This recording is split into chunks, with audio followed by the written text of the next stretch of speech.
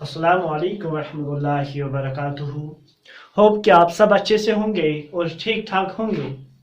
जैसे आप लोगों को मालूम है कि हमने अपना फर्स्ट और सेकंड चैप्टर कंप्लीट किया है। कौन कौन सा चैप्टर है वो हमारे पास? वो है हमारे पास बैलेंसिंग ऑफ केमिकल इक्वेशन। और हमने जो सेकंड वाला चैप्टर कंप्लीट किया है वो है पीरियोडिक क्लासिफिकेशन ऑफ एलिमेंट्स। वो अल्हम्दुलिल्लाह सुम्मा अल्हम्दुलिल्लाह कंप्लीट हो गया है। और अब जो बच्चों का सबसे ज्यादा डिमांडिंग चैप्टर था वो है हमारे पास कार्बन एंड इट्स कंपाउंड्स। जो अभी 10th वाले होंगे, जो अभी 10th में पढ़ रहे होंगे, उन्होंने सुना होगा, अपने सीनियर से सुना होगा कि ये जो कार्बन एंड इट्स कंपाउंड्स है ये एक बहुत ही ज्यादा बड़ा चैप्टर है। यहां तक तो ठीक है। और उन्होंने ये भी सुना होगा अपने सीनियर से जो अभी 11th में गए होंगे, या उनका जो दीदी या उनका भैया होगा, उन्होंने उनको बोला होगा कि ये जो कार्बन एंड इट्स कंपाउंड्स है ये एक ड्राई ड्राई ड्राई है। क्या है? ड्राई चैप्टर है। क्या है? Dry chapter. बट आप लोगों के साथ फैसल सर है। हम इसको इतना आसान बनाएंगे, इतना ज्यादा आसान बनाएंगे कि ये जो हमारे 2 चैप्टर्स हो गए, जैसे हमने उनको आसान बना के पढ़ा लिया या पढ़ लिया, समझ लिया, उसी तरह हम इस कार्बन एंड इट्स कंपाउंड्स को बहुत ही ज्यादा आसान तरीके से इसको समझने वाले हैं। वो कोई भी ऐसा टॉपिक नहीं होगा जिसको हम स्किप करेंगे। हम एक एक टॉपिक इन डिटेल पढ़ेंगे और बहुत ही ज्यादा आसान तरीके से जिस तरीके में आपको समझ में आ जाएगा हम वही तरीका इस्तेमाल करेंगे। ये कोई बड़ा टॉपिक नहीं है, बस थोड़ा सा ड्राई टॉपिक है। इसमें थोड़ा टाइम लगेगा हमें पढ़ने में। बस आपको मेरा साथ देना है, मुझे सपोर्ट करना है। कंटिन्यूअसली जो मैं नया नया लेक्चर दे दूंगा उसको वॉच करना है, ताकि हम इसको कंटिन्यूअसली एक सीरीज बना के चलाएं। और जो हमारा ये वाला सेशन होगा कार्बन एंड इट्स कंपाउंड्स वाला, यह एक सक्सेसफुल सेशन रहेगा। बस ये कुछ नहीं है। बड़े होके जब आप 11th में जाओगे या 12th में जाओगे, तब आप इस चैप्टर को, कार्बन एंड इट्स कंपाउंड्स को, केमिस्ट्री में 3 ब्रांच निकलते हैं। क्या? कितने ब्रांच? अगर हम केमिस्ट्री की बात करें, अगर हम केमिस्ट्री की बात करें, केमिस्ट्री में हमारे पास 3 मेन ब्रांच होते हैं। कौन कौन सी केमिस्ट्री होती है? हमारे पास होती है फिजिकल केमिस्ट्री, हमारे पास होती है ऑर्गेनिक केमिस्ट्री, और हमारे पास होता है फिजिकल, ऑर्गेनिक, और हमारे पास होता है इनऑर्गेनिक केमिस्ट्री। ये जब आप लोग 11th में या 12th में चढ़ोगे तब आपको फिजिकल केमिस्ट्री के बारे में सुनने को मिलेगा, आपको ऑर्गेनिक केमिस्ट्री के बारे में सुनने को मिलेगा, आपको इनऑर्गेनिक के बारे में सुनने को मिलेगा। जो ये वाला चैप्टर है कार्बन एंड इट्स कंपाउंड्स, इसको हम किस केमिस्ट्री में पढ़ते हैं बड़े होके? 11th में या 12th में। इसको हम ऑर्गेनिक केमिस्ट्री में पढ़ते हैं। कौन सी ब्रांच में पढ़ते हैं? ऑर्गेनिक केमिस्ट्री के ब्रांच में। जो हमारा आज का सेशन होगा या आज का जो हमारे पास जो लेक्चर होगा, उसमें हम इसका इंट्रोडक्शन देखेंगे। क्योंकि अगर हमें किसी जगह जाना होगा, मानो हमें लद्दाख जाना होगा और हमें लद्दाख का रास्ता मालूम नहीं है, तो हम किस तरह जाएंगे? हम यहां से यहां तक जाएंगे, यहां पे कोई आदमी मिलेगा, उसको बोलेंगे अरे बाबा हमें लद्दाख जाना है, किस रास्ते से जाना है? और अगर कोई ऐसा बंदा होगा इस सड़क में जो हमें गलत रास्ता दिखाएगा और हमें तो लद्दाख जाना था, हम किसी और जगह पहुंच जाएंगे। तो अगर इससे पहले हमें लद्दाख जाना है, लद्दाख जाने से पहले हमें इसका रोड मालूम होना चाहिए। हमें किस रोड पे जाना है, हमें कहां कहां जाना है, कौन कौन सी जगह आएगी। अगर हमें ये इसका रोड मालूम होगा तो हम आसानी से लद्दाख पहुंच जाएंगे। अगर हमें रोड ही मालूम नहीं होगा तो हमें बार बार लोगों से पूछना पड़ेगा कि लद्दाख का रास्ता यही है, लद्दाख का रास्ता यही है, लद्दाख का रास्ता यही है, और तब हम यहां तक पहुंच जाएंगे। बट अगर वो लोग क्या सही रास्ता दिखाएंगे, तो अगर कोई ऐसा अनाड़ी बैठा होगा, ऐसा कोई पागल आदमी बैठा होगा, तो वो हमें बोलेगा नहीं आपको लद्दाख यहां से नहीं जाना है, आपको लद्दाख यहां से जाना है, तो हम किसी और जगह पहुंच जाएंगे, तो हम लद्दाख पहुंचे ही नहीं।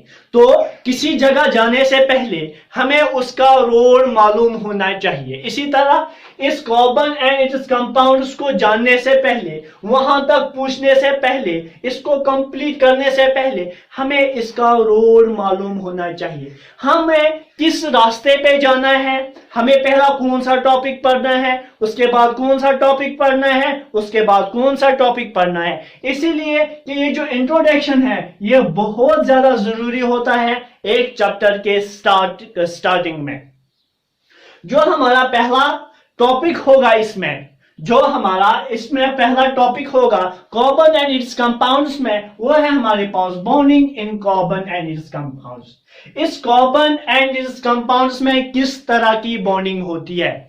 अगर आपको याद होगा जो हमारा फर्स्ट चैप्टर था, वहां में हमने देखा कि केमिकल रिएक्शन क्यों होती है, क्योंकि वहां पे ट्रांसफर ऑफ इलेक्ट्रॉन्स होता है, जिसकी वजह से वहां पे बॉन्ड बन जाता है, और उस बॉन्ड की वजह से वहां पे जो रिएक्शन होती है उसको हम बोलते हैं केमिकल रिएक्शन। अगर आपको वो याद होगा तो इसमें हम देखेंगे कि इस कार्बन एंड कंपाउंड्स में किस तरह का बॉन्ड होता है। इसमें आयोनिक बॉन्ड होता है, इसमें इलेक्ट्रोवायलेंट बॉन्ड होता है, इसमें वंडरवाल्स बॉन्ड होता है, या इसमें कोवेलेंट बॉन्ड होता है, इसमें मेटालिक बॉन्ड होता है। वो सब हम इसमें देखेंगे कि इस कार्बन जो ये कार्बन है, ये कार्बन के जो कंपाउंड्स है, इसमें कौन सा बॉन्ड होता है, इसमें कौन सा बॉन्ड होता है, वो हम इन डिटेल पढ़ने वाले हैं। जो हमारे पास इसका सेकंड टॉपिक है वो है हमारे पास एलोट्रोप्स ऑफ ए कार्बन। इसका मतलब कि इस कार्बन के हमारे पास कौन कौन से फॉर्म हैं। इसके हमारे पास 2 या 3 फॉर्म्स होते हैं। ग्रेफाइट होता है, डायमंड होता है, और भी कुछ फॉर्म्स है इसमें जो हम इस एलोट्रोप्स में पढ़ेंगे कि इस एलोट्रोप्स ऑफ कार्बन में कौन कौन सा आता है। वो भी हम ये वाला टॉपिक हम इन डिटेल पढ़ने वाले हैं, क्योंकि इस वाले टॉपिक से एक क्वेश्चन डेफिनेटली आपके बोर्ड एग्जाम में आता ही है। इसके बाद हमारे पास जो तीसरा वाला टॉपिक है वो है हमारे पास versatile nature of a carbon.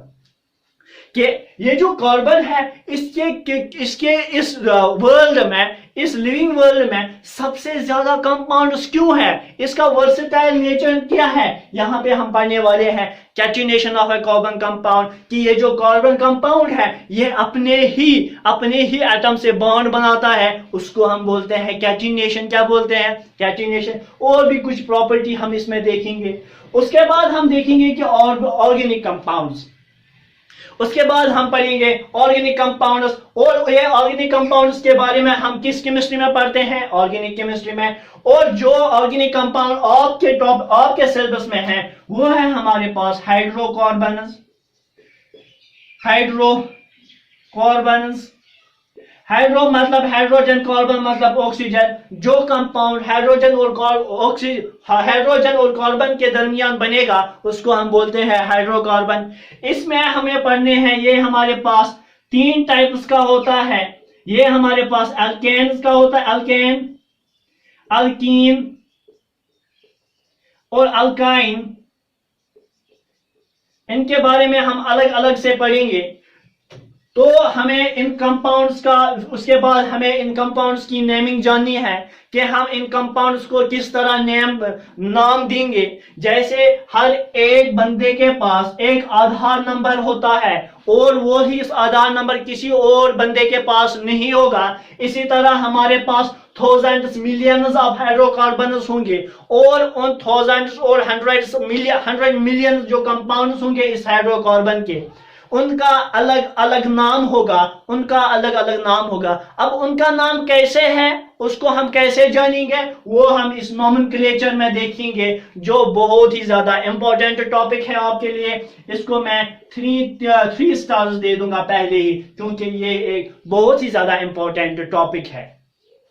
उसके बाद हमें देखना है आइसोमेरिज्म देखना है, हमें यहाँ पे देखना है आइसोटोप्स, आइसोबार्स, आइसोटोन्स, उनके बारे में हम इस आइसोमेरिज्म में देखेंगे। आइसोमेरिज्म वो कंपाउंड होता है जहां पे दो कंपाउंड की फॉर्मूला सेम होती है बट उनका स्ट्रक्चर डिफरेंट होता है, वो हम इसमें पढ़ने वाले हैं। उसके बाद हम देखेंगे टाइप्स ऑफ ऑर्गेनिक रिएक्शंस, हम देखेंगे कि ये जो ऑर्गेनिक कंपाउंड है ये किस तरह बनता है, इसमें कौन सी रिएक्शन होती है, इसमें एडिशन रिएक्शन तो नहीं होती है, इसमें कॉम्बिनेशन रिएक्शन तो नहीं होती है, इसमें कौन कौन सी रिएक्शन होती है वो हम इस टाइप्स ऑफ रिएक्शन में देखेंगे। ये भी एक इंपॉर्टेंट टॉपिक है। उसके बाद हम देखेंगे properties of an organic compound. ये जो ऑर्गेनिक कंपाउंड है इसकी जो प्रॉपर्टीज है वो क्या होगी, वो क्या होगा, उसका नेचर कैसा होगा, उसका नेचर कैसा होगा, वो एंडोथर्मिक रिएक्शन दिखाएगा या एक्सोथर्मिक रिएक्शन दिखाएगा, वो सब हम इस प्रॉपर्टीज ऑफ ऑर्गेनिक कंपाउंड में देखने वाले हैं। उसके बाद हमारे पास ये अभी सीबीएसई बोर्ड में अभी कैंसिल किया गया हुआ टॉपिक है, बट हम इस वाले टॉपिक को भी इन डिटेल पढ़ेंगे क्योंकि ये एक इंपॉर्टेंट टॉपिक है इस ऑर्गेनिक केमिस्ट्री में, इस कार्बन एंड इट्स कंपाउंड्स में। Some important carbon and its compounds, ethanol and ethanoic acid। हम इस इथेनॉल के बारे में पढ़ेंगे, इथेनॉल जिसको हम अल्कोहल बोलते हैं, उस अल्कोहल के बारे में पढ़ेंगे कि ये अल्कोहल कैसे बनता है, इसका नेचर कैसा है। अगर हम इसको किसी और कंपाउंड से मिक्स रिएक्शन करवाएं तो वो रिएक्शन क्या होगी, वो एक्सोथर्मिक होगी, वो एंडोथर्मिक होगी। और हम पढ़ेंगे इथेनोइक एसिड के बारे में। किस बारे में?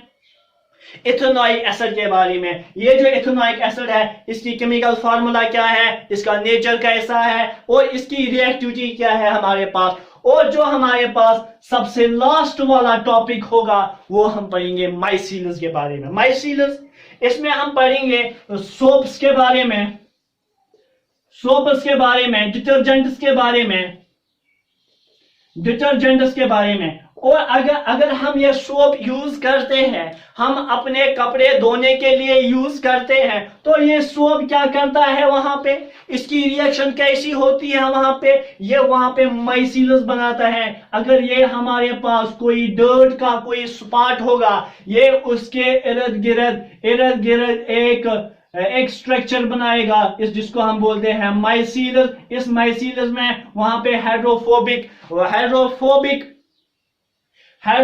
वहां पे टेल होता है और हाइड्रोफिलिक वहां पे हेड होता है, और ये वहां से इस डर्ट पार्टिकल को तोड़ के दूर कर देता है। इसी तरह जो हमारा वो कपड़ा है वो साफ होता है। इसके बारे में भी हम इन डिटेल पढ़ने वाले हैं।